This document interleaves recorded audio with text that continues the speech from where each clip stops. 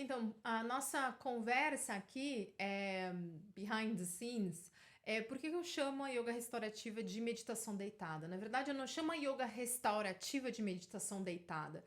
Eu chamo o que eu vejo de feedback, o que eu observo de comportamento, o que eu sinto os alunos entregando para mim depois de uma prática da ritualística restaurativa, como a gente entrega dentro do olhar do método. Então, eu sou uma praticante de mindfulness, sou uma praticante de meditação do budismo e sou uma praticante de várias posturas mais passivas do yoga. Leia passivo, não parado. Leia passivo onde eu tenho silêncio, onde eu encontro estabilidade e quietude. E em nenhum desses três dispositivos houveram diferenças significativas para eu dizer isto é meditação e isto não é. Então, realmente é uma questão que me incomoda pessoalmente, não como professora. Assim, isso é yoga, isso não é. Isso é meditação, isso não é.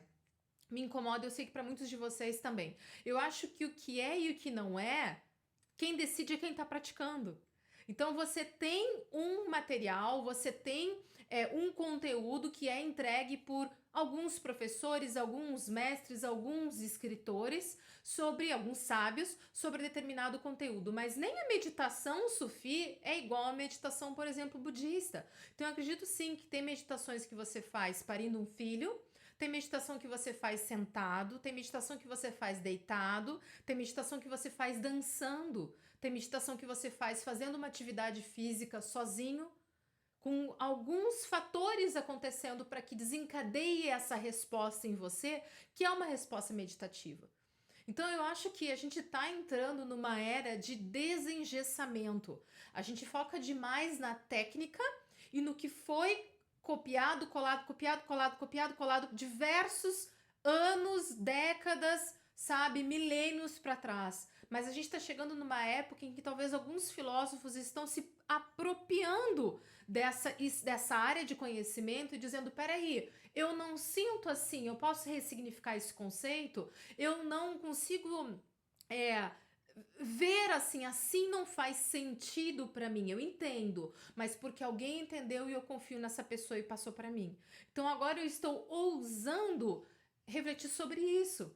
Então, claro que eu entendo que alguns dos nossos mestres ou professores muito queridos e com a experiência 50 vezes maior que a minha, não concordam com isso. Mas grande parte deles nunca se envolveu numa meditação deitada, nunca fez uma meditação deitada, nunca experimentou um Acro Yoga, nunca fez uma corrida de uma maratona, nunca esteve em dispositivos onde a minha intenção era entrar num espaço de flow, era entrar realmente num estado em que eu consegui levar o meu ser como um todo e ser atravessado por essa experiência. Então eu acho que está muito mais na intenção e na minha permissão e na minha entrega, né, do que num conceito que já está caducado, sabe? Eu nunca meditei sentada da maneira que eu medito deitada. Eu nunca vi resultados nas áreas que eu perambulo de meditação tão profundos quanto os resultados que eu observo nos meus alunos, onde realmente se colhe compaixão profunda, não vontade de sair correndo e abraçar o mundo, mas pessoas que choram e começam a sentir um alto amor nunca experimentado antes, como eu já falei em outros áudios, pessoas que realmente sofrem de doenças mentais ou de doenças físicas e se encontram em campos em que não se sentem mais adoecidas e nem com sintomas daquele adoecimento. Pessoas que dizem que viveram estados de muito amor, estados de profunda presença. Então, se isso não é meditação, isso é o quê? Ponto. Eu não quero que você responda. É uma retórica. Então, por favor, na próxima vez em que a gente for apontar e dizer isso é yoga, isso não é, isso é meditação, isso não é, a gente tem que virar essas flechas para a gente e se perguntar a seguinte frase, a seguinte pergunta, né? Como anda a minha prática?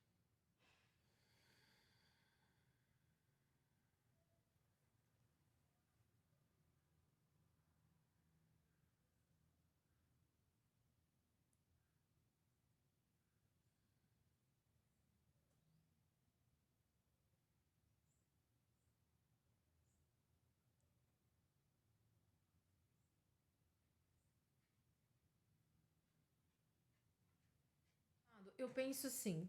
É, quando eu estou meditando, ou quando eu estou em uma certa tarefa ou atividade, atividade pode ser deitado, tá?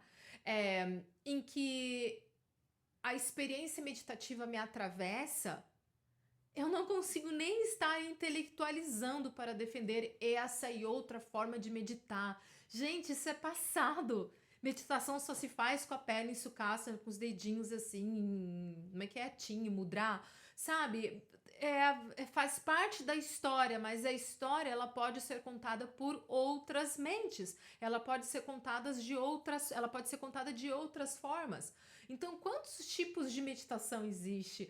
Quantas maneiras de se ensinar o mindfulness, quantas formas de se praticar o mindfulness, quantos tipos de yoga, quantas centenas de posturas, sendo que todas elas deveriam nos levar a estados meditativos. Aí vou eu ficar dizendo que só o Shavasana medita, ou só a invertida, que é a faixa preta do yoga, só a meditação pulando, que é a boa, ou só meditação com 5 dedos assim, ou só se eu ficar 8 horas, a gente continua externalizando e discussando. Enquanto a gente continuar externalizando e ficando mais no campo das ideias emocional, a gente está perdendo tempo em sentir mais e ser afetado. E conseguir a partir desse estado, a partir dessas experiências, aí desengessar as nossas ações que são ruins para nós mesmos, estar mais atento às nossas escolhas, trazer mais compaixão para o nosso coração e para a comunidade que a gente perambula, seja virtual, seja comunidade mesmo no seu bairro, a gente consegue entrar em espaços de maior criatividade. Enquanto a gente fica nessa coisinha assim de apontar, a gente não tá praticando. É exatamente isso. O que eu aprendo com meus professores de mindfulness, por exemplo, é que existem duas coisas que não devem acontecer enquanto eu estou tentando praticar a atenção plena, o desdobramento na realidade. Uma delas é aversão, né? E outra é julgamento. Enquanto eu fico, gente, mas olha só, eu acho que quando deita, não medita. Você não tem que achar nada. Se o outro que está experimentando diz que sim, é a história dele, é a prática dele, é a yoga dele. Se você que tá assim, poxa, deita e medita, senta e medita, dança e medita, corre e medita, faz amor e medita, sabe? Faz invertido e medita, constrói um projeto social e medita. Mas constrói a tua jornada a partir das experiências. Enquanto elas não te atravessam, para mim, como psicóloga, você continua sentindo medo. Sabe? E o medo é uma das coisas que mais atrapalha o nosso caminho espiritual. É o medo de saltar, é o medo de defender, é o medo de duvidar, é o medo de se colocar. Enquanto eu fico aquele, esse, aquele, isso, aquilo, eu tô deixando de olhar para mim. Enquanto eu tô deixando de olhar para mim, não existe prática acontecendo. Não existe. Existe uma questão toda intelectualizada, mais racional, mas a prática em si, que é corporificada in the flesh, ela não está acontecendo. Então eu encontrei em 2017, num dos meus cursos em Harvard, um dos professores que eu adoro. Eu tive muitas aulas com ele à distância e tive 3 possibilidades que eu consegui estar com ele presencialmente. 2 nos cursos do Benson Henry Institute, lá em Boston, e um num curso-congresso de meditação e psicoterapia. No segundo que eu encontrei ele, eu levei o livro Relaxe e disse, professor, essa é a minha maneira de meditar, você concorda? E ele disse, beautiful. Beautiful, this is beautiful. E eu falei para ele, assim, eu vejo os meus alunos meditando, pode ser da minha conduta, pode ser da maneira que a gente vem ancorando esse ensinamento no território brasileiro, pode ser das outras perspectivas que a gente traz e conseguem construir, deixar essa casa um pouco mais diferenciada. Ele não olhou para aquela minha proposta como uma postura do yoga, que está em atividade, não está, que talvez o vovozinho pegou no sono, que talvez tal pessoa pipocou. A pessoa que pipoca em Shavasana, pipoca numa postura do método restaurativo, ela pipoca na meditação deitada.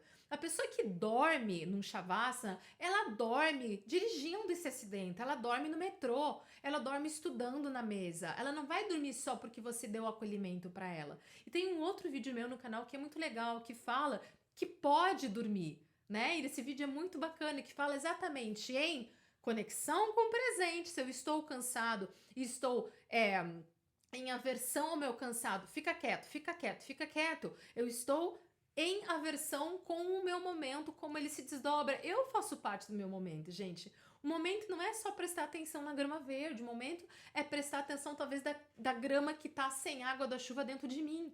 E se eu estou cansado, tem muita coisa faltando. Se eu estou cansado, falta descansar, falta talvez bons nutrientes, falta uma noite com qualidade, falta bons relacionamentos, suporte, falta um monte de coisa se eu estou cansado.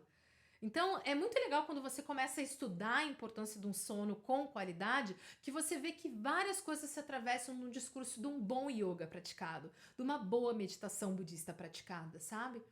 Então é isso que eu queria dizer.